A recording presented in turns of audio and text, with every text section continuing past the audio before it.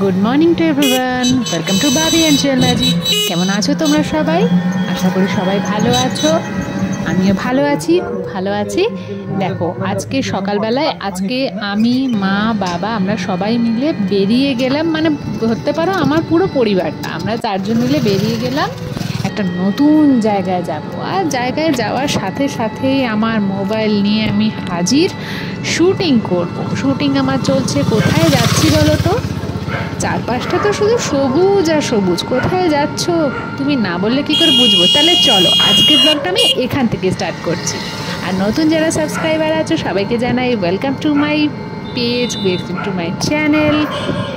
আর সাথে থাকো আর দেখতে পাবে নতুন নতুন ধরনের কন্টেন্ট। ওকে চলো এনজয় করি আমরা। আমি তো চারপাশে বিভিন্ন ধরনের জিনিস দেখতে পাচ্ছি, কখনো ইট ভাটা দেখতে পাচ্ছি, কখনো সবজির বাগান দেখতে পাচ্ছি। কোথায় যে নিয়ে যাচ্ছ?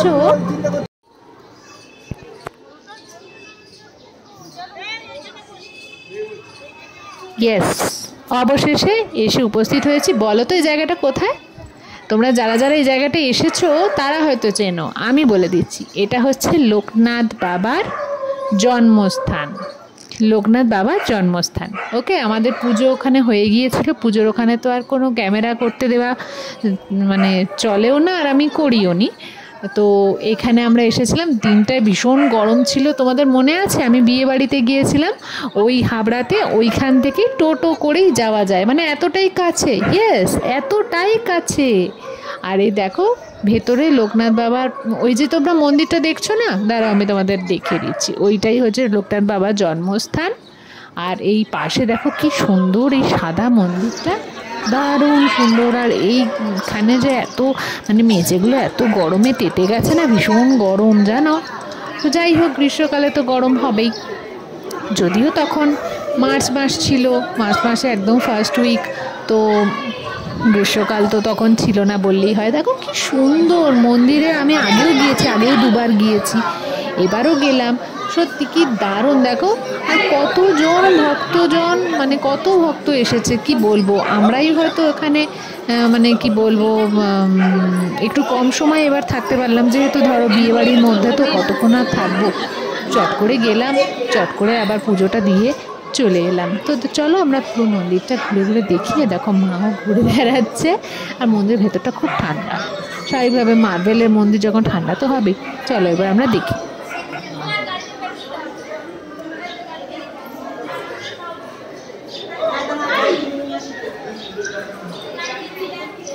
এবারে মন্দিরটা চারপাশটা একটু ঘুরলাম। আমি যদিও আগে ঘুরেছি, কিন্তু তবুও একটু ঘুরে ঘুরে দেখলাম।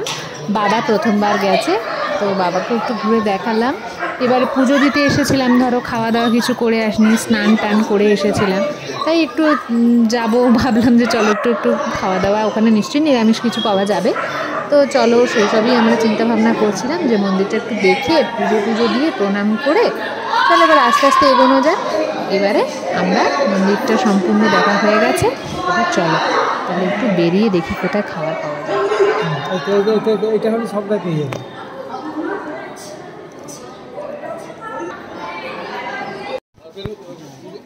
এই দেখো মন্দিরের বাইরে দেখছি একজন, মানে ওখানে এরকম সবাই তিলক কাটে, দেখছি যে খুব সুন্দর। আর অনেকেই আছে জানো, সবাই এসে এরকম করে তিলক পরিয়ে দেয়, কত সুন্দর করে, কি সুন্দর করে তিলকটা পরালো, মাঝখানে একটা লাল রঙের আবার তিলক দিল, খুব ভালো লেগেছে। তো মাকে পরালো, দিয়ে বললাম যে আমাকেও একটু পরিয়ে দাও।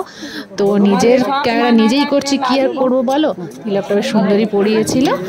আর এই দেখো হয়ে গেল তিলক পরানো। এবারে মাকে দেখে নাও, আমিও চলো চলো চলো এবার এগিয়ে যাই। আর কোনো কথা নয়, এবার বেজায় খিদে পেয়েছে।